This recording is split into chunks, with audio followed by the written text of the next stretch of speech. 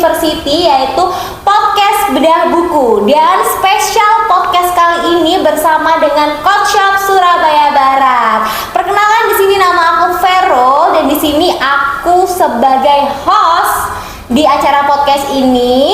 Dan saya pastinya nggak sendirian, bareng sama rekan kerja Vero. Bisa memperkenalkan diri dulu? Oke, selamat pagi semuanya. Dengan saya Bagas. Kali ini saya sebagai narasumber dan posisi saya di Coach Shop Surabaya Barat sendiri sebagai sales support.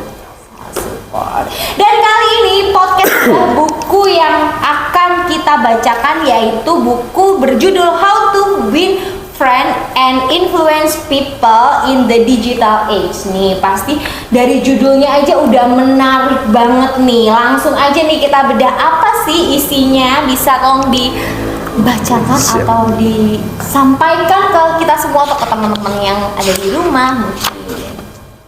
Oke, pada kesempatan kali ini saya dengan rekan saya Mbak Vero, yaitu kebagian di bab 1 yang judulnya yang perlu dilakukan dalam keterlibatan.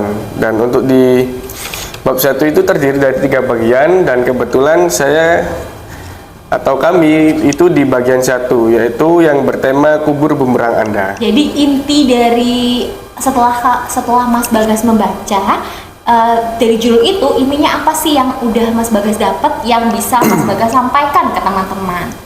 Oke, jadi secara garis besar yang sudah pernah saya baca dari buku ini adalah seperti, jadi kayak kita itu mau diperlakukan seperti apa sama orang lain tergantung dari bagaimana kita memperlakukan orang lain gitu, Mbak Vero.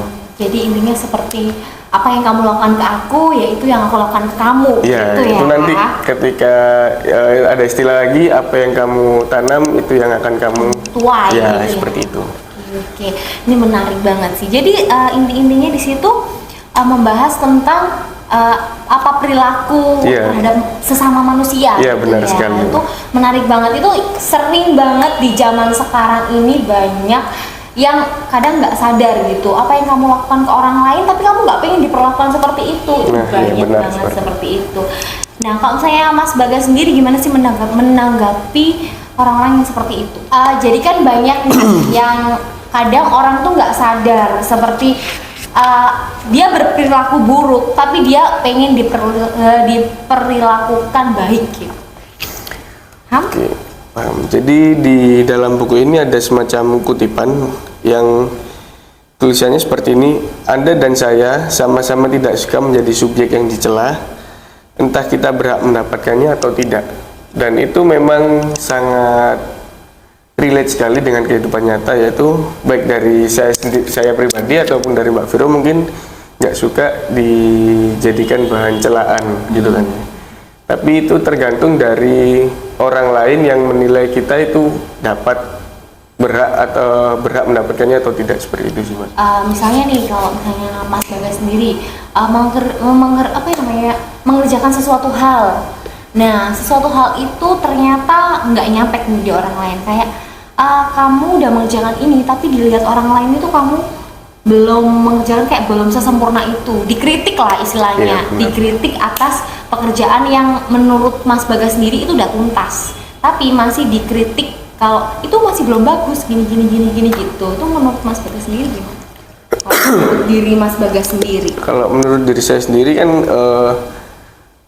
kepuasan orang berbeda-beda ya, Mbak Firya. Cuman kembali lagi, untuk dikata kritik sendiri itu sebenarnya sangat membangun dan membantu kita untuk terus berkembang lagi ke depannya.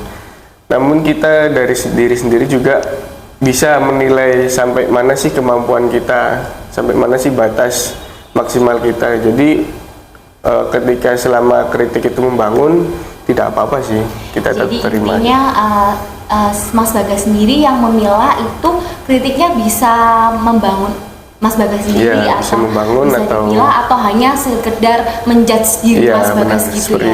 Kalau misalnya cuma menjudge itu ya udah dibiarin lalu aja. Tapi kalau selamanya itu ya udah berarti aku kurang gini, aku kurang gini, berarti bisa buat masukan Mas Bagas sendiri. Iya, benar. Nah, di era digital sekarang nih banyak kan, seperti kayak di sosmed, di Instagram, di TikTok itu kan banyak banget sesuatu orang yang makin lama itu makin berpikiran negatif, menggiring opini buruk, terus menjudge, itu banyak banget kan pasti itu. Entah itu misalnya influencer ya, entah itu influencernya bener atau nggak bener, itu pasti kena hujat jelek gitu. Itu menurut Mas Bagas sendiri sebagai istilahnya ya anak muda zaman sekarang lah ya, gitu. Menurut Mas Bagas sendiri gimana sih tanggapannya? Kalau menurut saya sendiri ya sama seperti yang ada di buku ini. Walau sebagian besar dari kita berusaha untuk menghindari kesalahan komunikasi yang itu dipublikasi secara besar-besaran sebelum kita menghakimi sosok influencer atau seorang public figure, itu kita harus melakukan seperti mencoba memikirkan apa yang akan kita katakan nantinya kepada influencer atau public figure itu.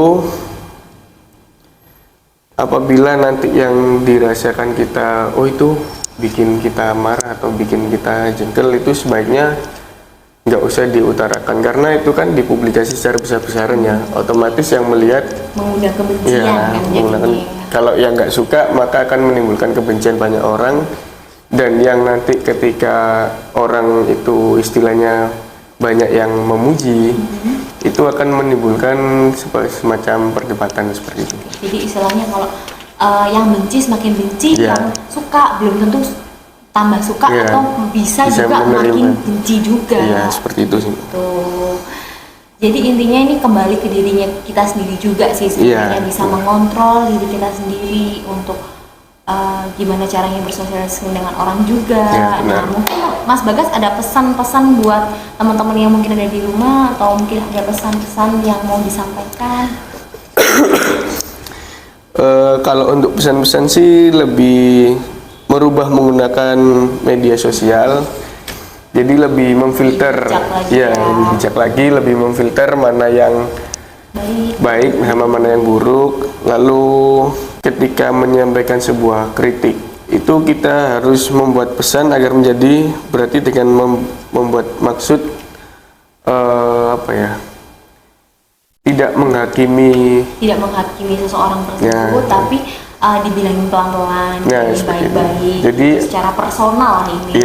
Jadi agar orang yang kita kritik pun juga tidak merasa tersinggung seperti itu, atau merasa dipermalukan gitu nih teman-teman. Nah, ini tuh cukup membantu kita untuk belajar introspeksi diri sendiri. Kadang orang mengkritik orang tuh kadang nggak introspeksi sama dirinya sendiri, mengkritik kayak kamu gini, ternyata dirinya lebih buruk lagi daripada itu.